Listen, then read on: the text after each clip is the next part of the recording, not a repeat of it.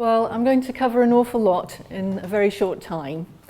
I'm going to talk about steels, cast iron, copper alloys, aluminium, titanium, high nickel alloys. And I'm going to talk about how they behave in quiet seawater, flowing seawater, how they undergo localized corrosion, stress corrosion cracking, galvanic corrosion. And then I'm going to finish off by telling you about their behaviour in terms of biofouling. So I'm going to ask that perhaps you shouldn't ask any questions until right at the end. It could be that the question you ask is going to be answered a bit further along the way anyway. First of all, can you all hear me? Yes, okay. I tend to be a little quiet, so could you go like that? And I'll increase the volume if that's the case. Okay then, the environment. Seawater. Well, it isn't a constant. We tend to think of it as a mixture of salts in water, but it isn't that. It's a very complex soup of many different salts, dissolved gases, trace elements, suspended solids, decomposing organic matter, and live organisms. And it isn't constant in one place. You'll get more biofouling with the seasons, as well as differences in temperature. The salt content of the Baltic is about 7 grams per kilogram, and that of the Persian Gulf is 43 grams per kilogram. And the temperature in the Antarctic is about 2, and in the tropics about 28 degrees C. And the outlets of condensers go up to about 45 degrees C. So a whole load of different conditions. And they vary in one spot too, with the seasons and also the levels of biofouling. So what is corrosion itself influenced by? Oxygen content. Some metals corrode at the rate the oxygen in the water reaches the surface, such as steels. Other metals form a very tight skin. We call it a passive oxide film, which prevents further corrosion. Seawater velocity, well, that can bring oxygen to the surface of a metal, but if it goes too fast, for those metals such as copper alloys, which don't have a tenacious surface film, the surface film might break down and be swept away, and we get a form of corrosion called erosion corrosion, should that happen. In temperature, we tend to think in terms of kinetic, that the higher the temperature, the greater the corrosion rate. But as you go up in temperature, you go down in oxygen, so it tends to be a balance of the two. And then there's pollution. It could be you've got a chemical plant nearby, or it could be that you've got dead or dying matter in the water. And that releases sulfides and ammonia. And that can be aggressive to some metals, particularly copper alloys. And then there's those marine organisms. And macrofouling, as you see here, well, that could protect the surface of a metal in some alloys. In other alloys, where you have, say, a barnacle attaching very tightly, it can form a crevice which can cause crevice corrosion in other metals. And microfouling, we ignored that for many years, but in the last 20 or 30 years we've begun to understand that that influences the corrosion potential of a metal, and it can have a larger influence on the corrosion behaviour. When I first went into a corrosion lab, we used to have seawater tablets, which we used to dissolve and immerse our metals in. And the results never conformed to what happened in live seawater. And the difference was the microfouling, the slimes. These days, we try to want to test our materials very quickly, using electrochemistry usually. And that helps because it ranks materials. But really, we've got to use our service experience and knowledge and evaluation under the longer term to be able to assess how a material is going to behave in seawater, even now. So let's start with steel, because that's the main construction material. Steel rusts. We've seen it. We all know what it looks like. And corrosion will be governed by the diffusion of oxygen to the surface. And there's been lots of tests on various steels all around the world, and typically the corrosion rate is very similar. It's between 0.1 and 0.2 millimeters per year. But there can be pitting to several times that depth.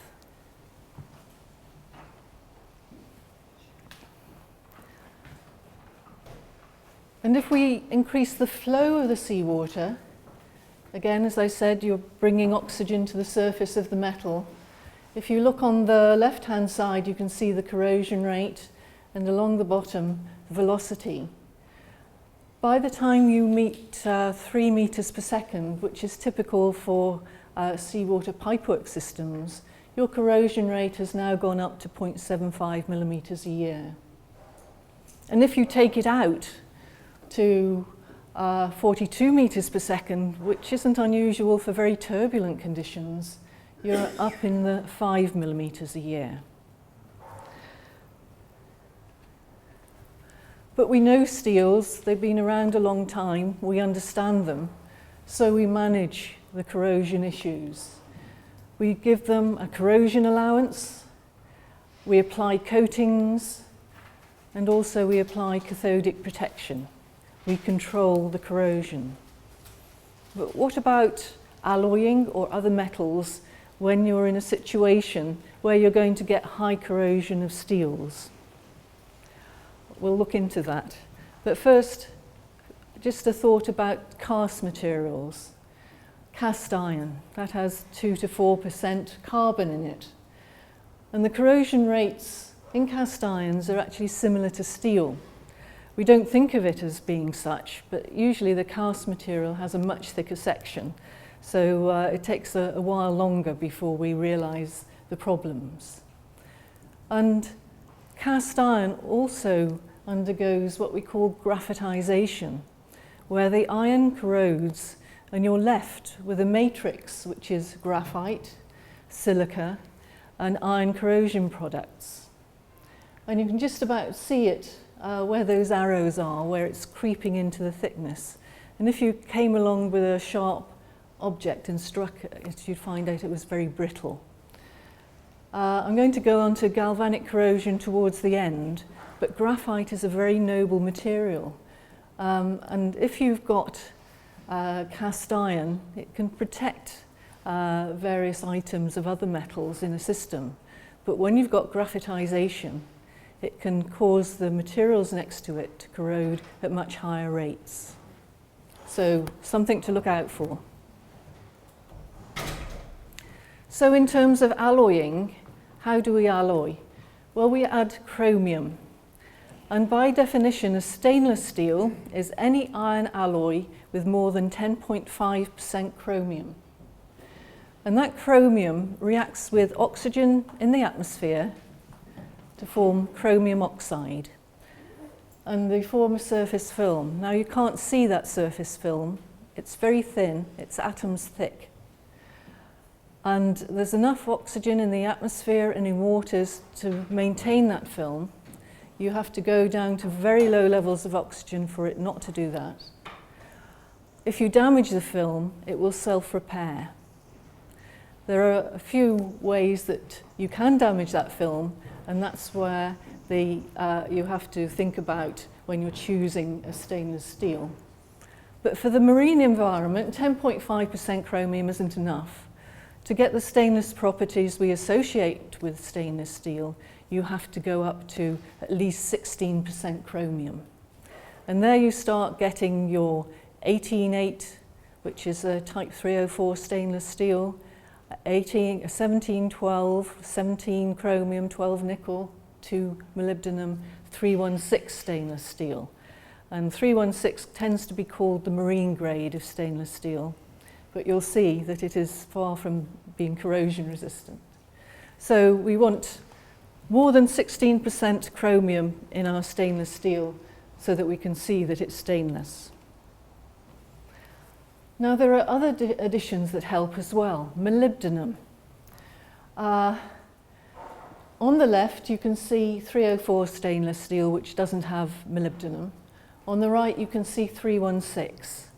And after 57 years, this is off the US coast, you can still see a sort of stainless quality over the 316, but certainly not over the 304. Now you can get those differences a lot quicker in certain environments, but visually it does emphasize the point that molybdenum can make a difference in an alloy as well. Now, as a group of stainless steels, what are their properties compared to steel? Well, the general corrosion rates are less than 0.002 millimeters a year. In fact, they're negligible. So we don't think in terms of general corrosion, which is general thinning, for stainless steels. And if we increase the flow, we can go up to 40 meters per second, and we still keep very low corrosion rates. It's actually under quiet conditions that we have to look carefully at the use of stainless steel, because under quiet conditions they can undergo pitting and crevice corrosion. And that is initiated by chlorides. Now, pitting, I've got a picture here, you can see the holes, little holes over the surface. Usually in stainless steel they're surrounded by a rust deposit as well. It occurs in a particular grade of stainless steel if the chloride level is too high for that grade of stainless steel. It will occur if you overchlorinate a seawater system. If you get surface contamination, and that usually occurs when you're fabricating stainless steel, if you don't remove a heat tint or you've got iron pickup, or other sort of fabrication defects, then you can get pitting. And the other way is if you get inclusions, which is in the bulk of the metal, exposed through the oxide film. Now this is an extreme example. This is 303 stainless steel, and that has manganese sulfide inclusions in it purposely because it makes it very machinable. But that will pit like that in tap water, let alone seawater, and you certainly don't want it in seawater. So where you've got inclusions, and that's an extreme because there are inclusions in metal because of the melting process anyway, but they can poke through that oxide film, and that's an initiation site for your pitting. Now, crevice corrosion occurs in stainless steels at lower temperatures and lower chloride levels than pitting. And the way we assess stainless steel is therefore for crevice corrosion, for its crevice corrosion resistance. A crevice is where you have a metal on a metal or a non-metal on a metal, that you have a tight groove where oxygen and seawater can just get down there. Usually the tighter the crevice, the more severe the crevice corrosion. So it occurs because you have lack of oxygen within the crevice and a high oxygen level outside the crevice. And that produces an electrochemical cell, which leads to a build-up of chlorides in the crevice and a decrease in the pH. And that starts attacking the metal within the crevice. Over on the left, that is under a washer. That's 316 stainless steel immersed in seawater at ambient temperature after 3 months. Here you see 316 again under an O-ring, and you can see the crevice corrosion. That was a Victolic coupling. They had to change it to a much higher grade, more corrosion resistant grade of stainless steel to make it effective. So, how do we know when a stainless steel is going to be resistant to seawater in terms of crevice corrosion? Well, there's a rule of thumb, and it looks like a horrible equation there, but essentially it says the more chromium, molybdenum, tungsten and nitrogen you can force into your metal, the better the crevice corrosion resistance. And the stainless steels have developed out of all recognition over the past 30 years because of melting practices and the ability to put these different alloying elements in. We have your 316, which is what we call an austenitic crystal structure, which is very tough, very ductile. There's also a ferritic structure that you can have by playing around with the chromium and molybdenum levels, but that isn't used too often for seawater.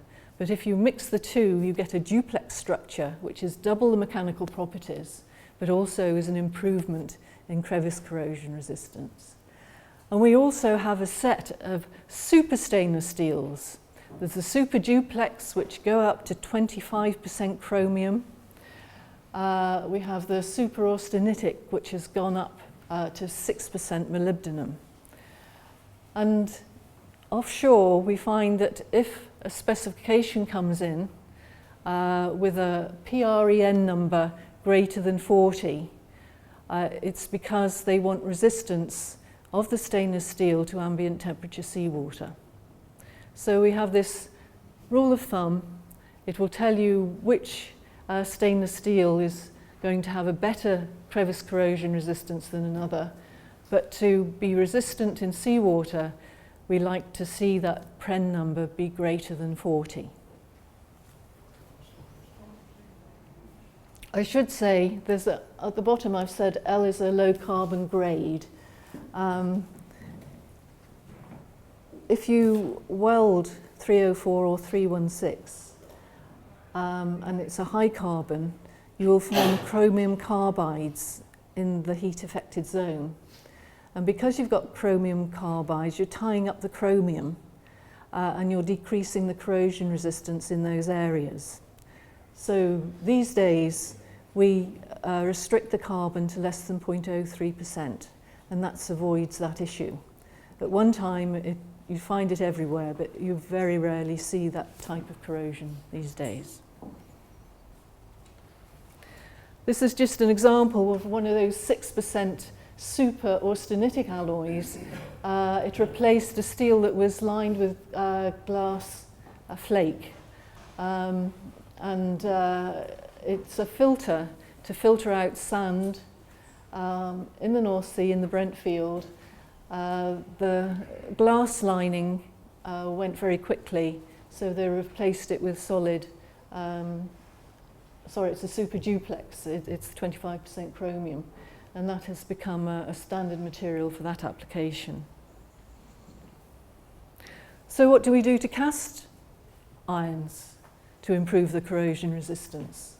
Well, if we start putting in nickel between 15 and 25%, their ferritic type structure changes to an austenitic one, which is more tough and ductile, but it also reduces the corrosion rate from 0.1 to 0.02, 0.01, so much lower than cast iron, but the corrosion rate, like cast iron, will increase as you increase the flow. Tends to be used for pump casings, valve bodies, where you have a ferrous system. Now then, moving on to copper alloys. How many of these do you know? Because there's an awful lot. Copper, copper zinc, they're the brasses. Copper tins.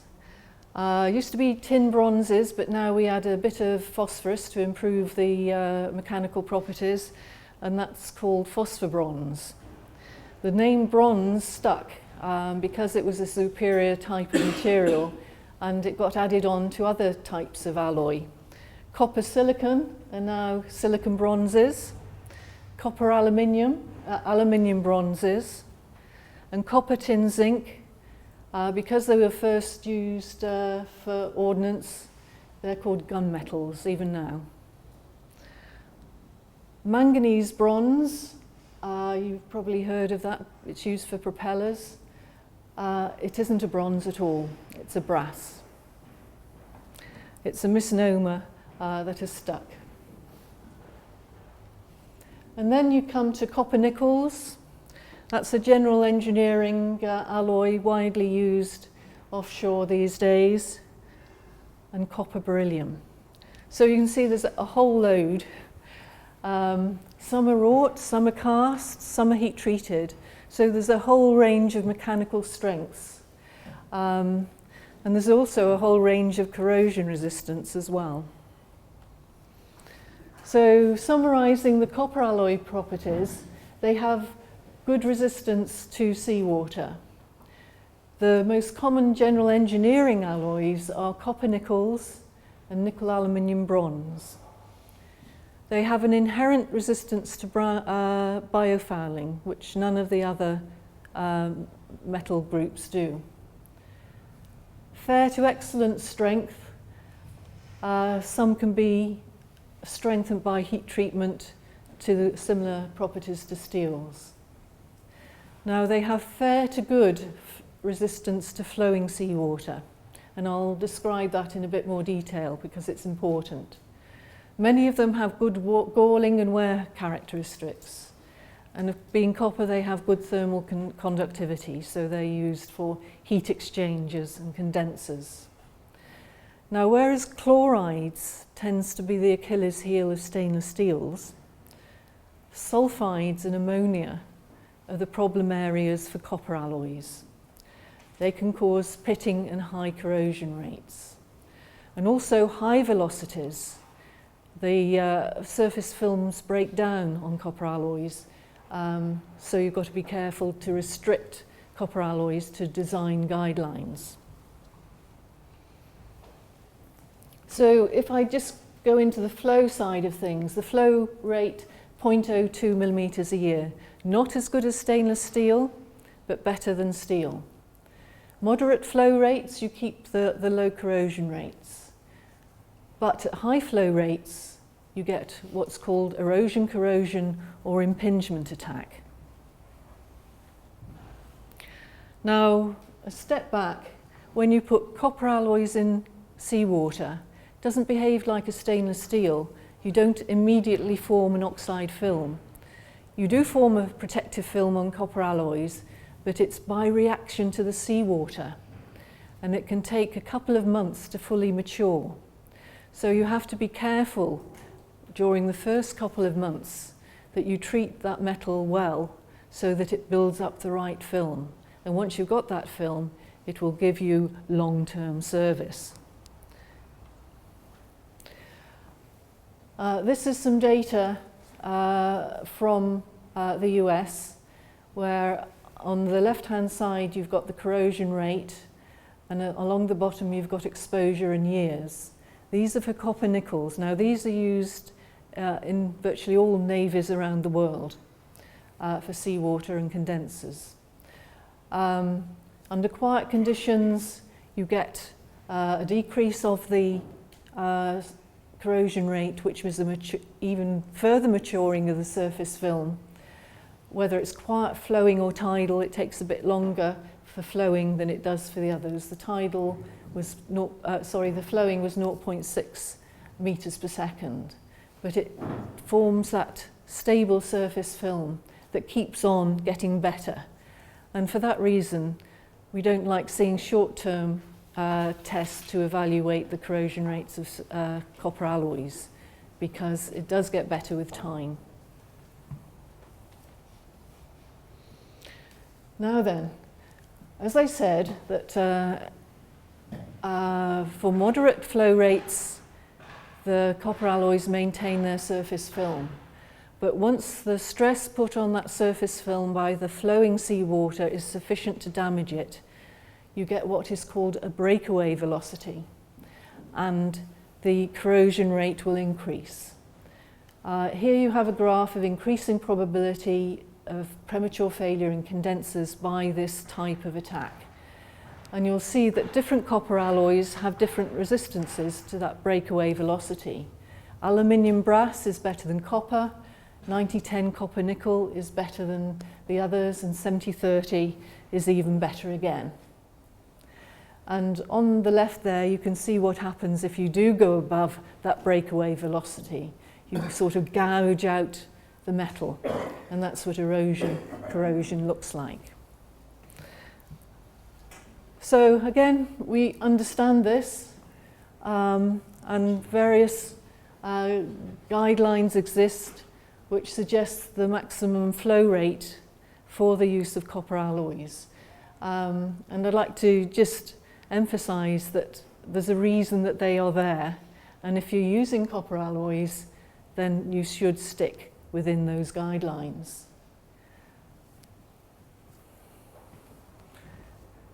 The flow rates are well within what you would normally expect for seawater pipework and condenser service. Firewater systems. Copper nickels are widely used for firewater systems offshore and in navies, and flow rates there can go up to 10 to 15 meters per second, but it's only intermittently.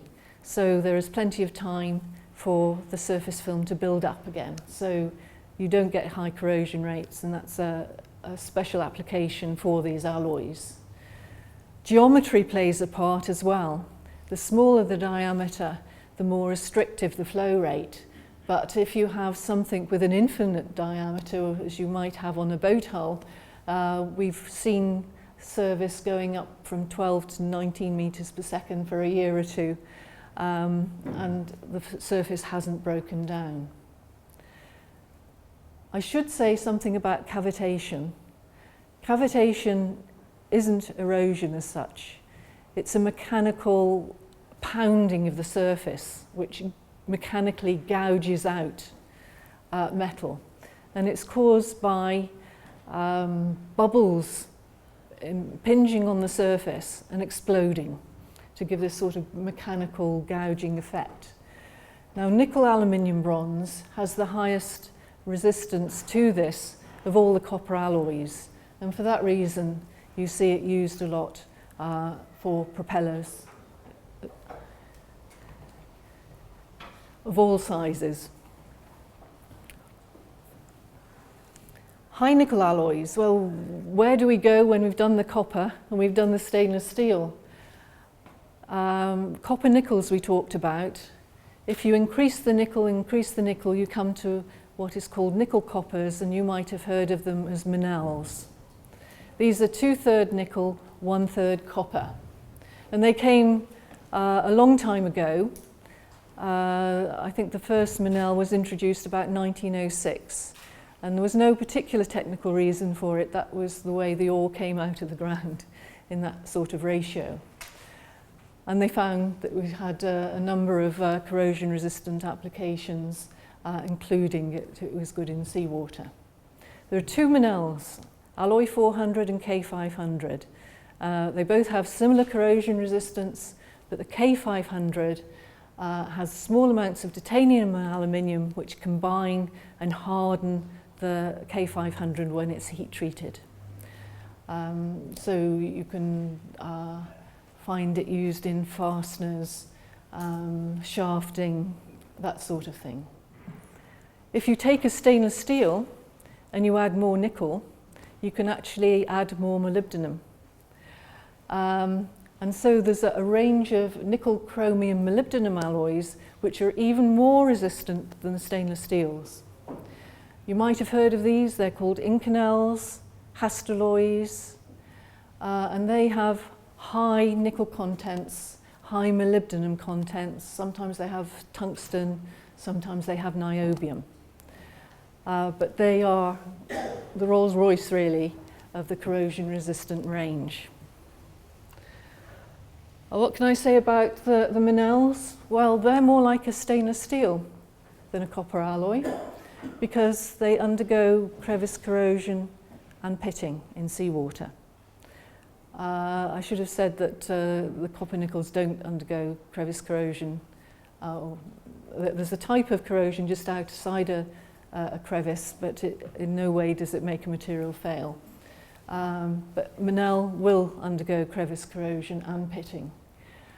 However, it can go to high flow rates. So in that way, it's very different from a copper nickel. The K500 is non-magnetic, so you tend to find it used on minesweepers.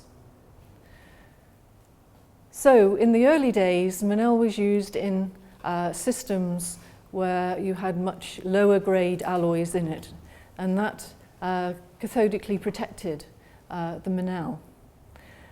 We know that because more and more these systems have gone towards the stainless steels, and the Monel has suffered from corrosion because of it. So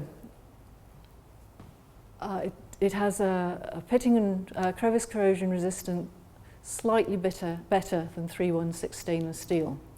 But when put in other systems where it's galvanically protected, then its use is fine. These nickel chrome molybdenum alloys, well, they don't crevice corrode or pit. You can go to very high flow rates, but they are very expensive. And to get around that, we put them just in applications or components or parts of components where you critically need a very high corrosion resistance. Could be on a flange or something like that. And all of them have the ability to form a sound weld overlay. And a lot of their application is actually forming overlays and machining them back so that you have the corrosion resistance in a particular area of your system.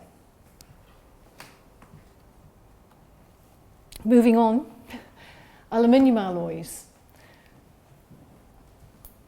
These are at the more active end of the metal spectrum.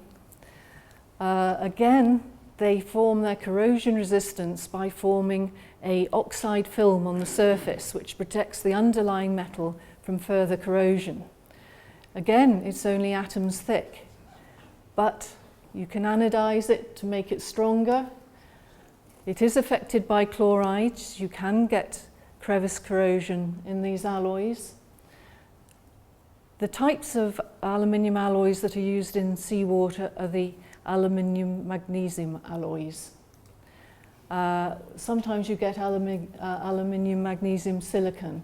They're not quite as corrosion resistant, but they are stronger. You can heat treat them to become stronger. So it's the 5000 series that tend to be used because they have the best resistance to seawater of the aluminium alloys.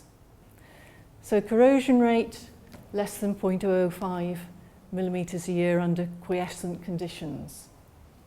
Now, as they're active alloys, you tend to find you've got to be very careful what you couple them to, because you could get galvanic corrosion of the aluminium.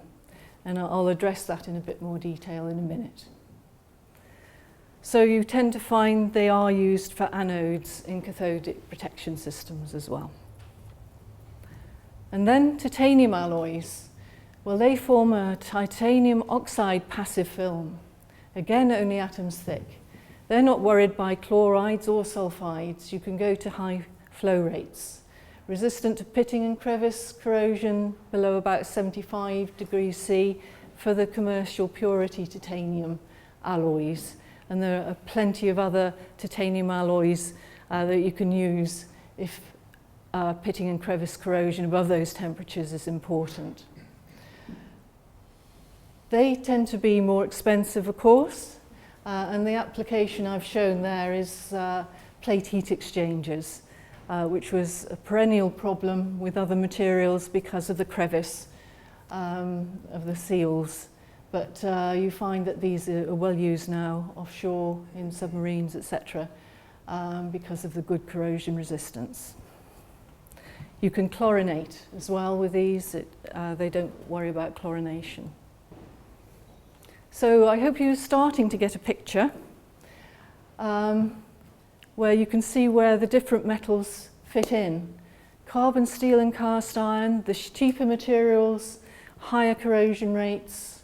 If you go up in velocity, then you go up in corrosion rate. Copper-based alloys, low corrosion rates, but have a limitation on flow. 316 stainless steel, this is the basic stainless steel, and the Manel can pit and crevice corrode at low flow rates. If you have high flow rates, they perform pretty well. And then at the upper end, you've got your nickel chrome molybdenum alloys, your high nickel alloys, your super stainless steels, and your titanium. And then they have low corrosion rates throughout, but they're expensive. And such is our society, we're always looking to save costs. So we try and use the lower alloys as much as we can and save the higher alloys when we have a severe problem. Now, flow isn't the only thing we have to worry about. Selective corrosion. I mentioned graphitization of cast iron. If you've got that problem or expecting that problem, those austenitic cast irons don't suffer from that. Aluminium bronzes, they undergo what is called de-aluminification because they're a very complex structural alloy, and seawater will attack some of the phases. Now, they found that with 10% aluminium and alloying with iron and nickel, the nickel aluminium bronzes get around a lot of that, although for very severe service they do require heat treatment as well. And then you get de-zincification in brasses. Brasses with more than 15% zinc. You get alpha brasses up to about 37% zinc, and then you get duplex brasses. I think that was a 60-40 brass. It was a spindle, and it underwent de-zincification and failed very quickly. The corrosion rate was 20 millimeters a year. The way it corrodes is it just generally corrodes, and then copper is precipitated back onto the surface, so you get a coppery look to it. There are ways to avoid this. For the single-phase alloys, you add a tiny bit of arsenic, and that stops de-zincification. For the duplex alloys, that doesn't work, but you can add 1% tin, and that will reduce the de-zincification rate. This bottom picture is naval brass. It was a tube plate, and you can see at the top the de-zincification creeping in. That was after 11 years. So for some applications, that's absolutely fine, but for others, it might not be. And you can get selective corrosion in stainless steels.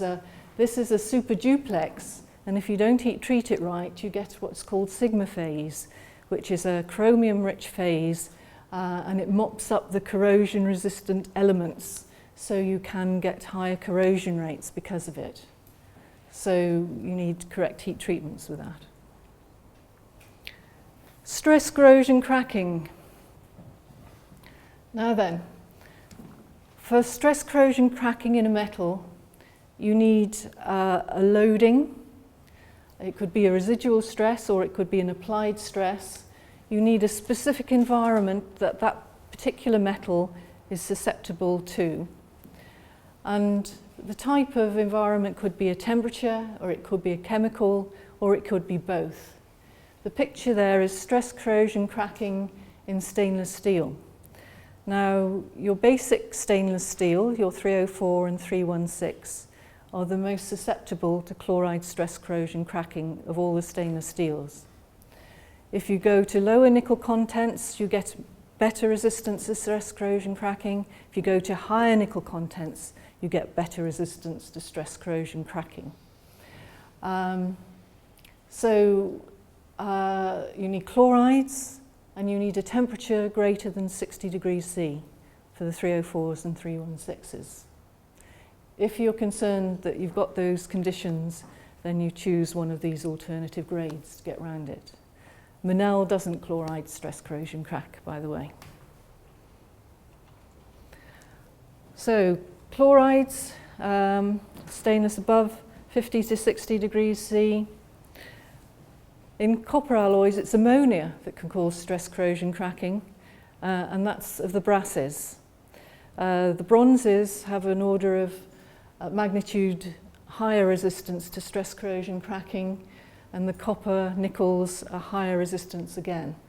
So if you've got a brass and you've got ammonia present, then and you're expecting a susceptibility to stress corrosion cracking, then think of a bronze, think of a copper nickel instead. And this austenitic cast iron, well, that can stress corrosion crack in warm seawater.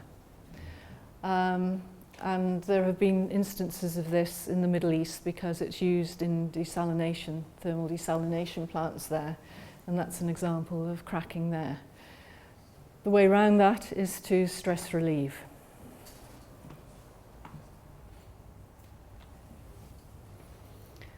Now, I will say something about galvanic corrosion because of all the forms of corrosion, it seems to catch people out the most. If you put metals in seawater, they will react with the seawater and have a potential, and they will corrode slightly, some more than others. If you connect those metals, you will get a current flowing between them, and the one will corrode at a higher rate than it would have done, and the other will corrode at a lower rate than it would have done. And that is called galvanic corrosion. With seawater, it's a fantastic electrolyte, and galvanic corrosion can occur very easily. How do we work out which is going to corrode more and which is going to corrode less? Well, we have a galvanic series. And the alloys that are towards the upper end are more likely to corrode, and the ones towards the bottom end are less likely to corrode. So if you have alloy 400, nickel copper alloy 400 there, and you have, let's say, low alloy steel connected together, then the Monel will cause the low alloy steel to corrode at a higher rate. Now, it isn't just where it is in the table. It also depends on the surface areas. Now, this is the inside of a wind turbine tower just off the coast of Denmark. The various sections were fitted together with seals, and it wasn't expected that seawater would get inside the tower. But unfortunately, the seals weren't leak-proof, as it turned out, and seawater did get inside the tower. And they did get hefty corrosion problems, which they are now trying to address. But you can see there, that was a ladder in aluminium, and the whole structure itself was steel. So you had a very big area of steel and a small area of aluminium in contact with each other. And you can see that the aluminium has disappeared. Now, this is also the basis of cathodic protection, so you could argue that the ladder was cathodically protecting the tower, but you really don't want that for a health and safety point of view. Graphite is very noble. It was at the bottom of the galvanic series, and if you have that in a gasket material, you can find that you've got galvanic corrosion. This is a super duplex stainless steel, which is towards the noble end of the galvanic series, but if you've got graphite in your gasket, then there is the risk of galvanic corrosion as a result of it.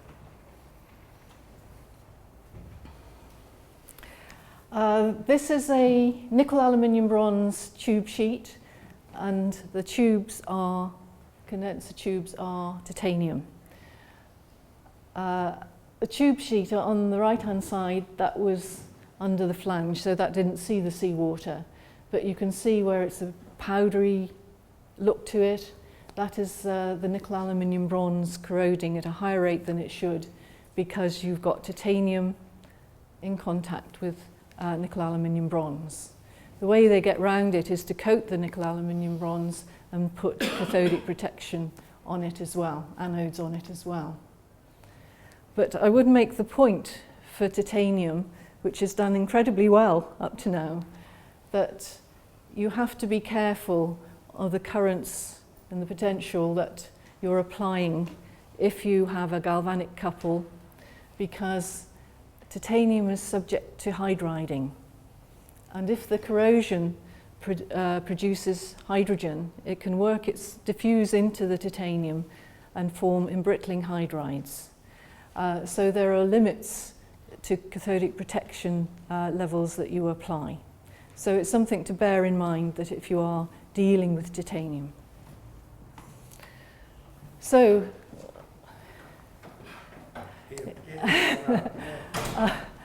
in terms of galvanic corrosion, how do we get round it? Well, we put insulators between the different metals.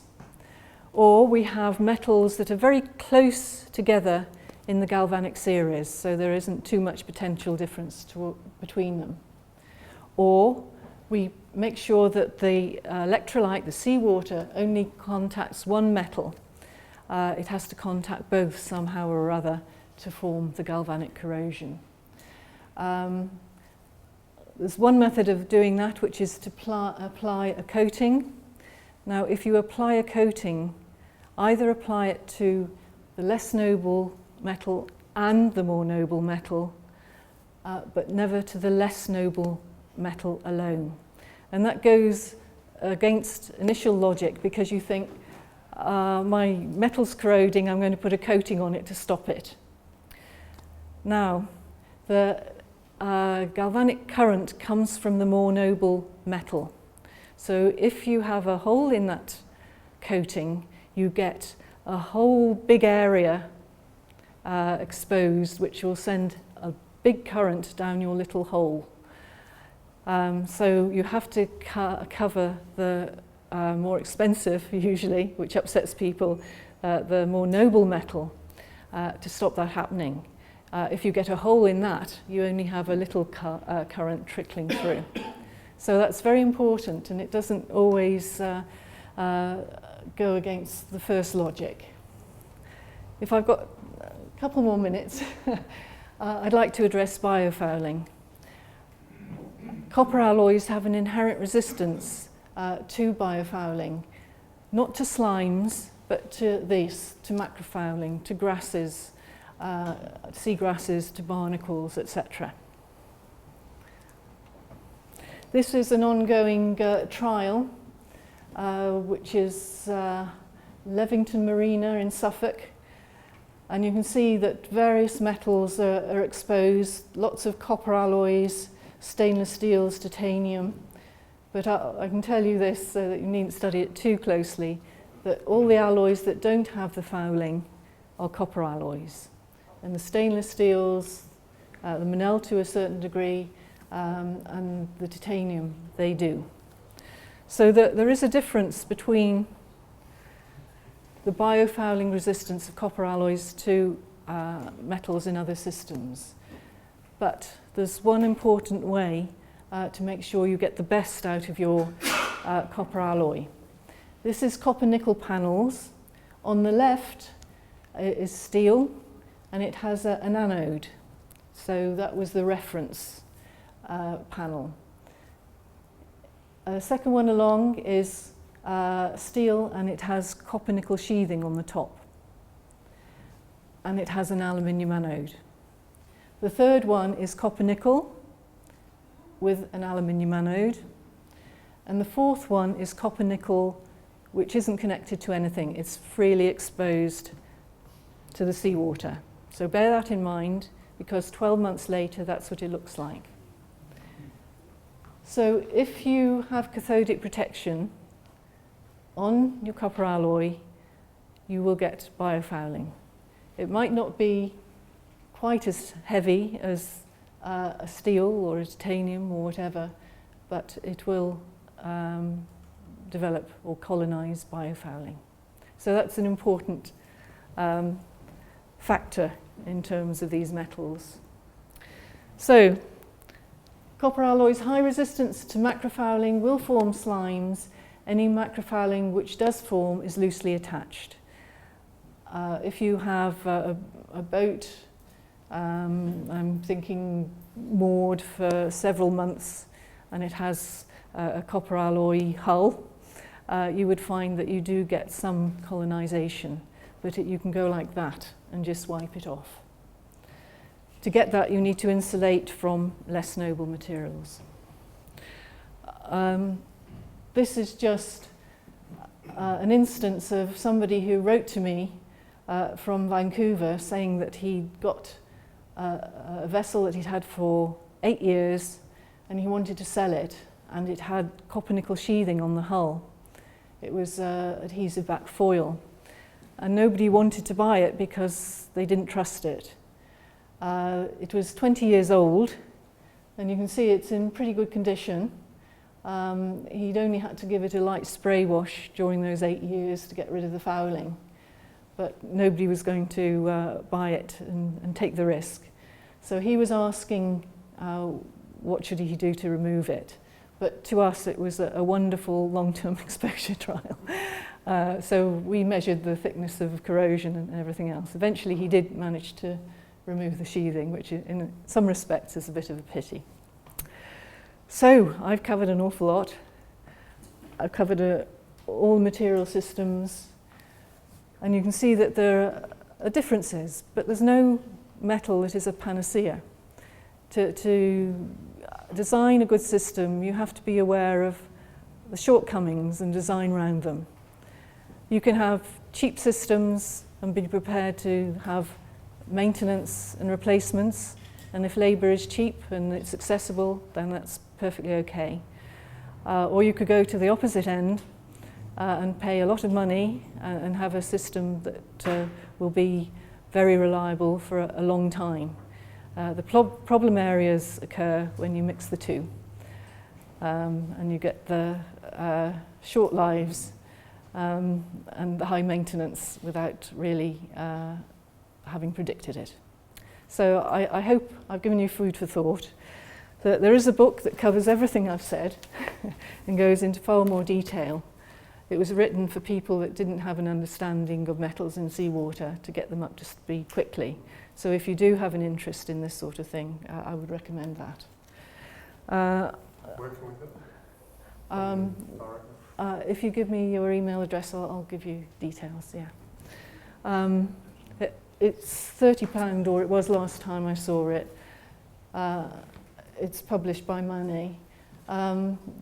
The Copper Development Association allowed me to come here.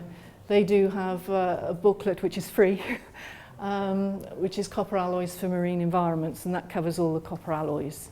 And it covers a lot of what I've said and goes into far more detail.